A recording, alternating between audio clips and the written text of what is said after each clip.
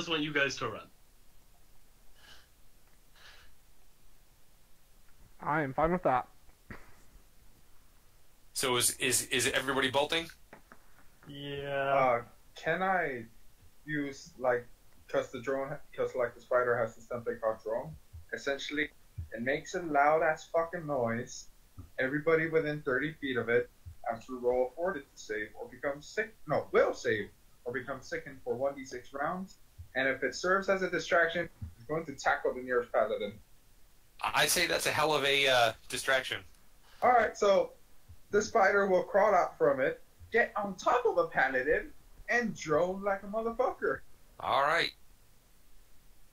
So there is a gigantic distraction of they're sick, right?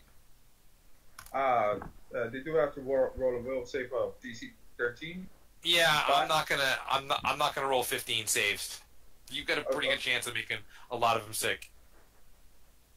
Yeah, so 1d6 rounds. They should be sickened for 1d6 rounds, and a bit preoccupied because a paladin, not a paladin, a giant spider just kind of attacked it. And it's like evil. It's very evil. Meanwhile, Wobbles, after completing his thing, is just going to fucking bolt towards Hal.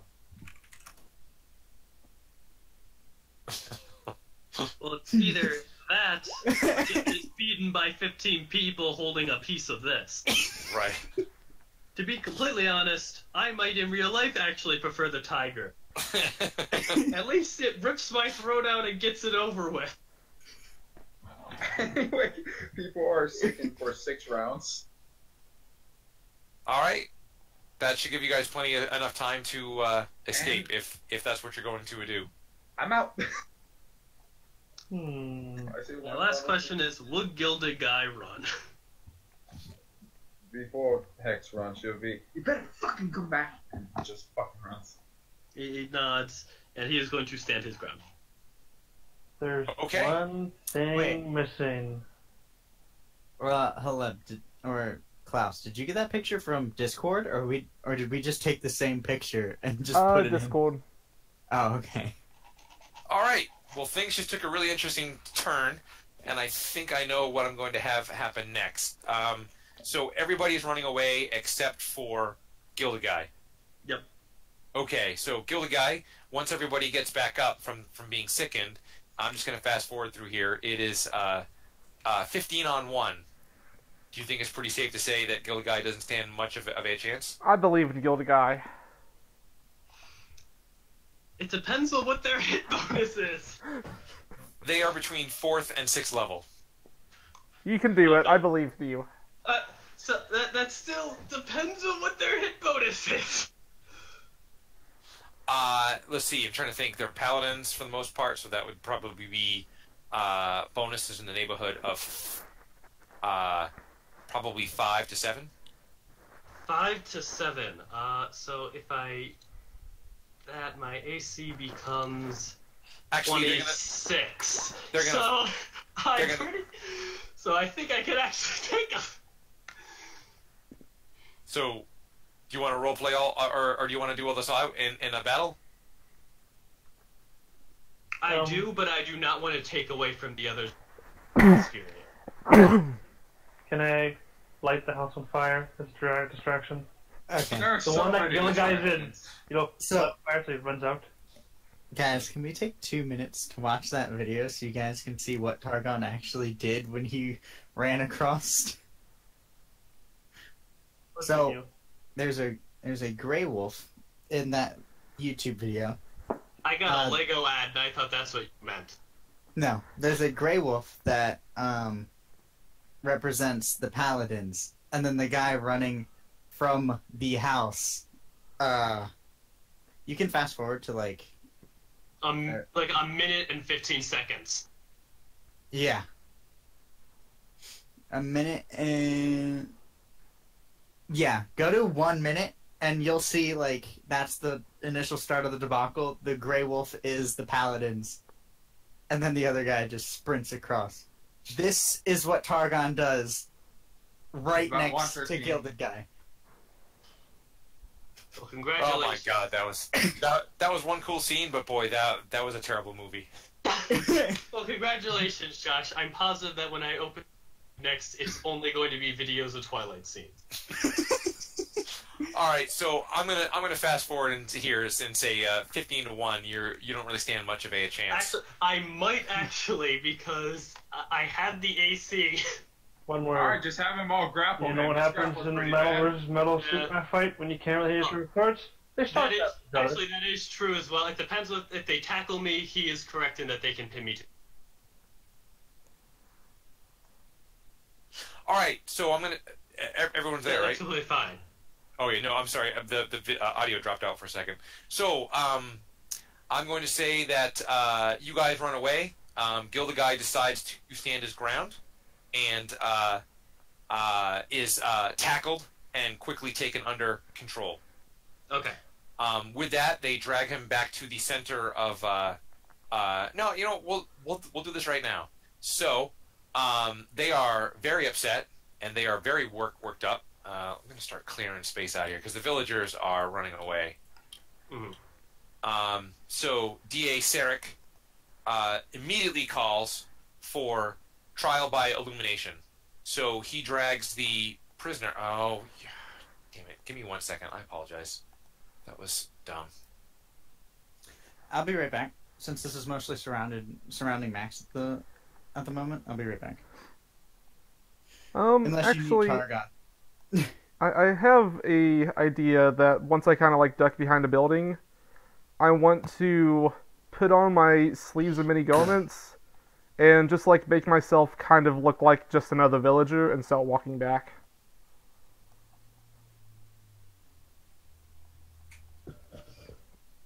Oh, that was dumb.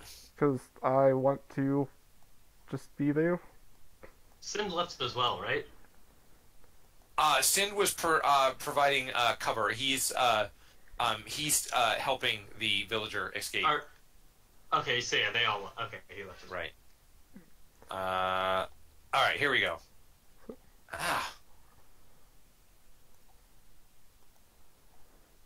There we go. All right, move the villager. The villager is actually the prisoner, and we will move Gildeguy here, and then D.A. Saris is here. All right, let's get rid of all these other guys. We don't need them. All right, so yes, they are all worked up and they are very angry. D.A. Saris stands on top of the platform, and he calls. He steps up and he says, "I call for trial by illumination immediately." So they take the prisoner, and they force him down to his knees, and they pull off the hood, and it is at this point that Gildeguy realizes that this is actually the captain of the guard that you guys spoke to earlier. So with that, one of the paladins steps forward, pulls out the iron rod, which looks like rebar, and casts a spell on it, and it instantly the end of it becomes blazing hot, like white hot, like incredibly hot. With that, another cleric grabs the captain of the guard, whose name is Bereth, by the hair and pulls his head back. So the cleric slowly pushes the rod into the captain of the guard's left eye as he screams in pain and misery. He pulls it out with lots of nasty stuff now cooked on it, and he pushes it into his right eye. Then with that, does Gildeguy have hair? No. Okay, so they basically grapple your Gildeguy's head as best as he can. The cleric walks up, raises the rod, and then begins to push it into Gildeguy's eye. Before he does a. We will pick it up there next week. Okay. Fuck! Fuck you! Fuck you! This turned out great. Ah! I need to Google a feat called blind fighting. Give me a moment. I may have a way to fix you or make you 1,000 times worse. I think I'll just go with the blind fighting feat. No. Almost will be your seeing eye cat. All right, so I've been nervous about my first adventure. What do you guys think? Goddamn cliffhanger. I'm going to die! Yeah, I really enjoyed it. This was actually not the cliffhanger I intended. I actually didn't. Well, this wasn't. I didn't intend this at all. But yeah, I really enjoy cliffhanger endings. I was really hoping that the calling of truce would work out better. The what? The calling of truce would have. I was really hoping that would have worked out better. Yeah. What do you mean? It worked out fine. I got to turn into a dire tiger, do an epic jump scene, carry a guy off into the sunset. I'll be completely honest. I think this is proof Gildeguy is just too nice for the party. You know, if it like Gildeguy has like fire resistance, right? If it like burns out his eyes. No, he does not. Oh, he wasn't that has fire But he resistance. speaks Ignan. That's That's Zigbits. He the was rat. born in the plane of fire, but due to racial constrictions, he has no fire. Wait, he's born there? What race is But he? he's I will not- let you guys know, partially Alright. because he was never the main part of any of my story, and also because he's probably going to die, so you may never get... He is more or less a living phylactery for a very powerful fire elemental. Cool. Or, it's not fire For a elemental, fire- but it is a creature of the plane of fire. And Who's who is using him very as a vessel? rich. More or less. He uses him as a phylactery. He puts basically a part of his... He is a Horcrux, like Harry Potter. Lovely. Neat. hmm So, basically, as long as Gildeguy is alive, he does not age, he does not die, he does not stay dead. And as a very, very wealthy...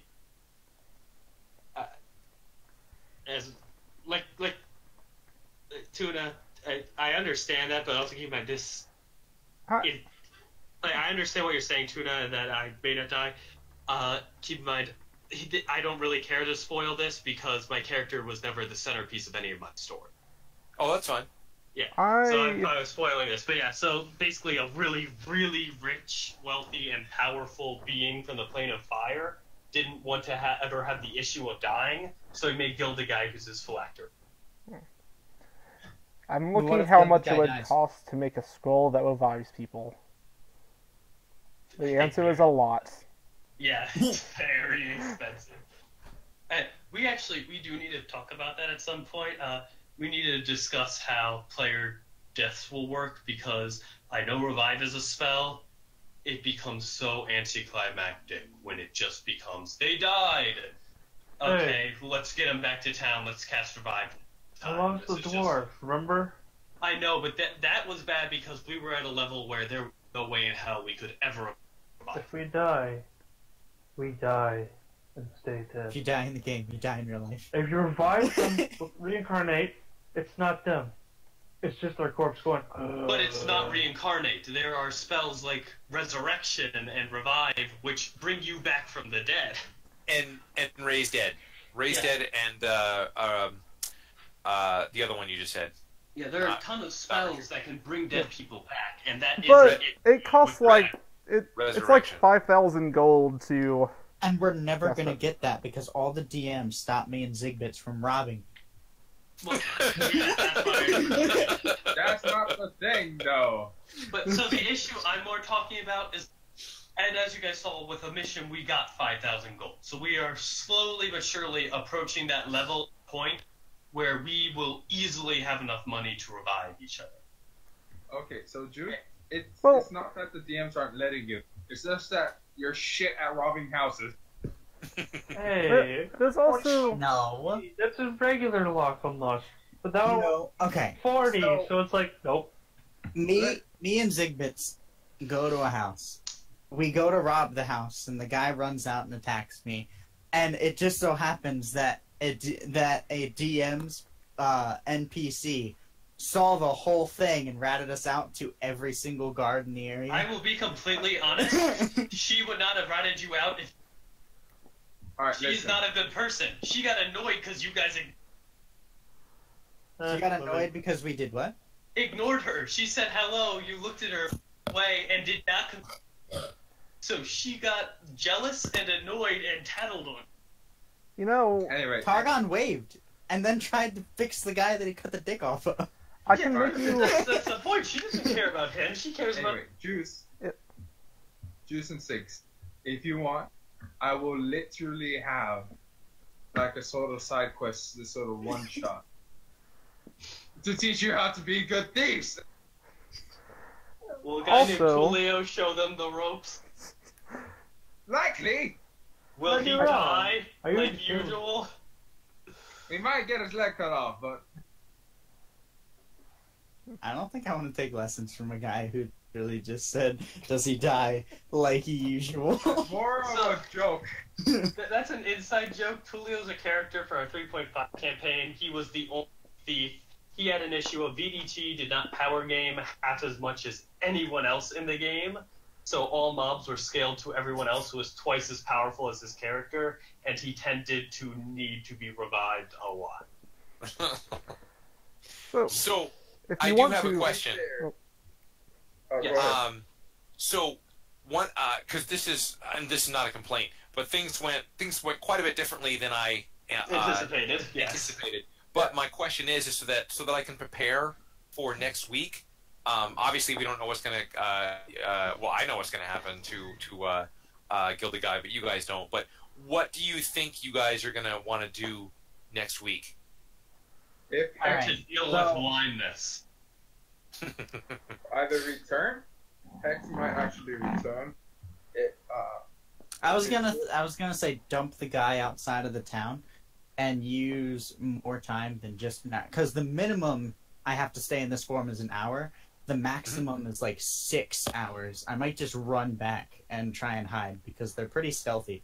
Weird. A gigantic fucking death tiger is stealthy.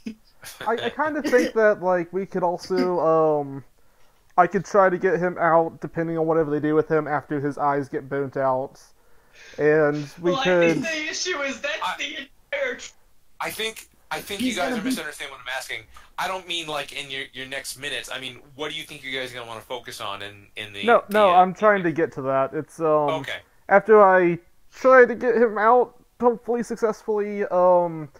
I think that we should possibly like go in the middle of the night and like try to slit their throats because these people are a major issue. Yes. I agree. Gilded guy won't, but I agree. Middle of the night, slit their The throats. guy agrees that priority should be dealing with them. But he cannot agree with slitting someone's throat as they sleep. You are Good about thing to have your Hex eyes knows burnt The out. other guy doesn't need to. Fine. The rest I will of us turn. can. I will turn into a dire tiger, and I will put vampire puncture holes in all of their heads, and we'll blame a vampire. Hey, how about this? Hex goes in disguise as a cop, gives out free donuts. Everybody goes to sleep. Perfect. Yeah. And we break him out. And then Gilded Guy watches as all of them are asleep and escape with Hex. And Targon slits their throat when they're gone. Can Zigbit slit them throat too? No. Yes, He's gonna like place Tarzan it- does the same, Bird. and then I cleanse them as they're cleansing this area, so they get their own cleanse. Also, So I will say this actually, with that, Gilded Guy is slowly breaking. Like he is near broken condition. Is that how you spell that? Yeah, I know what you mean, but like. But fuck. so I would suggest just let me handle the big D. Is it DA? DA Sarah, yes. Let me handle DA Sarah. Saris, I'm sorry. Saris, because I if we manage to get to fighting him, I think I have the perfect stuff in mind. Smite good. I am now an anti-paladin. Look at what you've done to me. if we don't know to slit their throats, Did you I can know make there's us. a way? There's a way, like roleplay and to turn a paladin into an anti-paladin by story happenings, and it is the funniest thing when a paladin turns into an anti-paladin instead of smiting good. Instead of smiting evil, they walk around, see somebody good, and just smite the shit out of them. Well, so that is one of the issues I have with playing an anti-paladin, is that anti-paladins are, like, you know how, what's it called? Normal paladins are supposed to be a paragon of good. They are supposed to be as good can be. Sometimes to the point of ashholelessness. Anti-paladins are the same way, but evil. They are so conniving, cruel. They're supposed to be role-played as so conniving, cruel, and murderous. There is just no way to have them in a party. There is no way that they won't eventually see, say, Hex as a potential threat and slit her throat while she sleeps. He would see Zigbit as a threat to his plans and murder him. Like, it just becomes ridiculous, and they are not good party material. Unless you're all anti-paladins, you all have the same goal, a specific person to kill, and you have to work together in order to finish it. But we are the most ragtag hodgepodge group available. So Kind of going back to the question that he stated, I just want to say, so the plan is we're going to go slit their throats in the middle of the night, right? No. Right. Okay. Yes. No. 3 And to then- 2. No, Hex is going to sneak in, give them all goodies to make them fall asleep. Yeah, and after their sleep, then we slit their throats. It's perfect. And then we take And then we all their hunt stuff. And then we hunt down the Necromancer, and me and Zigbits try to make a deal with him, and I'm actually Gilly really guy good at shuts all of making that down. deals. By the way, I'm really good at making sure deals. the Necromancer is your... Get anyone talking to him. I'm really good at making deals. Yes, you can make a deal with the Necromancer, and then we get something nice. Yes. Actually, fun fact, I got this character's name by going through Google Translate, and in Estonian, his name means bad contract. For the other party, not for yourself. show up at the Necromancer's house and be like, hey, you know that religious group that was chasing you? We fucking murdered them. What are you gonna give us? And here's some body parts, just unload out of the cauldron. Just like... I could fit their bodies in my bag, it's fine. Well, actually, They're- Get the cleric to help! Get the cleric! wait, the And witch, the VT plays, it has a cauldron that holds like a certain amount of body parts. So we just cut Guys! paladins, put it in there. Guys, we may have access to a Shadow Mastiff. That paranoid cleric's in this town. And she's a Shadow cleric. two-headed Chogol. Yeah, he's not important. Anyways, Oh, I'll yeah, talk she to y'all does later. have a giant Etten. Guys, we have friends in this city. I'd appreciate it if we don't derail Bad Tuna's campaign further. No, I'm good. Don't worry about it. This all went really well. I have no issues.